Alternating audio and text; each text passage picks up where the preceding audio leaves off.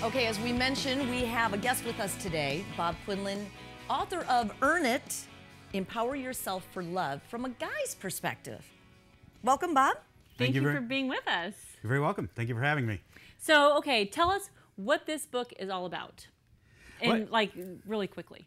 Yeah, we don't have a lot of time for you, so make it kind of snappy. It's very different from other relationship books because it uses basic business principles and terminology so that men can comprehend romance. We don't. And you think that's possible? I was going to say that's a stretch. I know that it's possible. Call my wife and ask her. Oh, she's God very bless well you. loved. And friends that have read the book, it's fun just to watch a guy look through the table of contents. And these are principles that we understand at work, but we don't use at home. Sometimes we treat our coworkers and our clients better than we treat our spouses. I think that's true. And actually, my husband was saying that because we were talking about some people that we know, and the men treat the people. He was talking about one of his friends in particular who treats everyone closest to him the worst. Right. And then everybody, all the clients and everything, he's Mr. Happy-go-lucky. Hey, how you doing? And how's then that working for him? Not so well. So But he's probably good in business because he's trying to earn their business. he's great in business. But he's not doing that at home. He's getting too comfortable, taking those, whether it's a wife or children, taking them for granted, and he's not earning their love as they should be. And that's the rock. That's the foundation for which you can build a successful business also. You have to have that foundation of love at home. You do. But it's not something that you are allowed to take for granted. People are not required to love you, nor are you required to love them. If somebody's taking you for granted, you're eventually going to love them a little bit less. And if you, It just chips away. It does. Over time. It does. And unfortunately. Okay. And then the men are caught off guard. It's like, well, what went wrong? You know, and it's oftentimes not one big thing. It's just you've been taking me for granted. You've ignored me. You've not been meeting my needs. And it's an extension of women are taught, since they're little girls, because I raised 2 daughters, they're taught that good little girls are supposed to give and give and give, right. and not Right. expect anything in return. And that's not true. Well, women are entitled to a return on their investments, just like you said in your last episode, that women, it feels good to deposit into your bank. And you're supposed to do so without feeling guilty. Oftentimes women feel guilty. They're afraid to ask for a return on their investment. It's like, okay, here's what I did. Here's the results of my business, but it's going to cost you $20 or $100, and they're nervous about that. Can I say something? Yes, Please. please. In stereo even. I know, really. No, what I think is right now, any more than ever in time before, women, honestly, we don't need you. If we have kids especially, we have our own paycheck, we're making money, we afford our own lifestyles, and if you're a guy and you're going to ignore us or not treat us well. I heard a great saying that women have become the men they wanted to marry. Men have become expendable oftentimes. Women, especially those who work outside the home, they come home and they still do, studies show, over 90% of the housework. Yeah. And that's not fair. So men need to contribute more. Say that again. That is not fair. That is not But fair. at the Guys, same time, ladies, it's not fair. It's not fair, but at the same time, when everything's working well and you have a good relationship and you have a man that does not take you for granted and it's going well, then it's good. Oh, It's it's very awesome. rewarding for both parties. It's rewarding for Absolutely. both parties. I do Right. think that- And then you do need that. Exactly. Does that when make when my wife makes me a good meal, which is important to me, it makes me want to do something good for her. Whether it's take her out to dinner, whether it's running the bath. It doesn't have to be anything expensive, but no. it creates a healthy cycle. It's just like if your client gives you more business, then it motivates you to want to earn their business even more. It's Right. the exact same principles at home. So So what guys kind of, do understand this. What kind of feedback are you getting on this from guys? Very positive. The very first one I just loved before it was even published.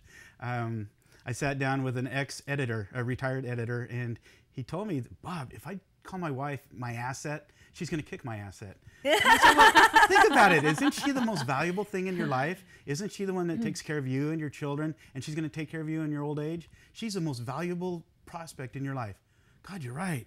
So he literally pulled the book out, and he looked at the table of contents, and things like... It's languaging. It is. It's the linguistics principles of that men this. understand. It's just changing our perception and applying it in a much more beneficial environment at home. Yeah. You know, things like updating your customer files frequently. We know our customers' needs change. Guess what, guys? Your wives' needs change as well. We need to update that. You know, why I got married at 20 was very different from why I got married at 40. I've been married 13 years now, and we've both changed a little bit, and we have to Adjust. adjust. Right. Just like there's Yeah, a rudder. negotiating, and exactly. I think this is awesome. And also that you wrote it gives it credibility that this can be written from a business perspective. Yes. And like you said earlier, When a man changes and does a few subtle things, a wife might go, "What are you doing? Why are you Right. doing that?" Right? Yeah. But then if Get you're suspicious. yeah, if you're consistent do with wrong? it, exactly. What'd you do wrong? Yeah, what are you up to? Yeah. What are these flowers for? What do you want? But if you're consistent with it, she will most likely melt. Yes. Absolutely melt to you, trust you even more that you're there for her. The communication will take on a deeper level. I'm just guessing, right? Yeah, I It think becomes that's true. self-perpetuating. It really Yeah. does. So then you raised 2 daughters, And right? two stepsons. And yes. 2 stepsons. Okay, so with your daughters though in particular, what is this something that you just kind of learned over time, or did you know these principles when you were raising your young girls? I developed them over time. I was a nurse for 9 years and did individual and group counseling and saw that personal relationships generally fall apart because somebody felt taken for granted. And then I went into medical sales for 20 years and saw the exact same thing, that businesses and clients went away because they felt taken for granted. You know, men are conquerors. We go out and we want to conquer. We get somebody to commit to us, whether it's a wife or whether it's a client. Here, sign on the contract, and then we go off and we look for other commissions. That's not healthy in business. It's also not healthy at home. You know, we have to re-earn that. We have to resell that client, resell that wife. And it's when we take a client or a spouse or any relationship, a friendship, your work, your children, if you take them for granted, eventually there's going to be more and more distance. I think that's true also. And it can even happen with children. You start to see a divide or a split in the family and they kind of go their own way. Unfortunately. Yeah. And it goes the other way. I heard horror stories about old people, elderly, more experienced people being left in an old folks home and being neglected. You know, even if they don't have Alzheimer's, the kids don't come around as much as they used to. And the parent feels guilty. It's like, I still love my kid, but God, I miss them so bad. You know, I wish they could just come around. They could bring my grandchildren. Yeah. You know, they would just visit. So we have only 30 seconds left in this segment. Sure. Will you stay with us for the second segment? Because Glad I'd like to. to get some tips from you that we can share with the moms, and just tips on how to employ, you know, put this into practice. Certainly. And how to Glad get him to read it. Yeah, so we have 30 seconds. I know. Go to momstown.com. Be sure to sign up for our newsletter because we're going to be sending out tips, and maybe you'll give us some tips that we can share in our newsletter as well.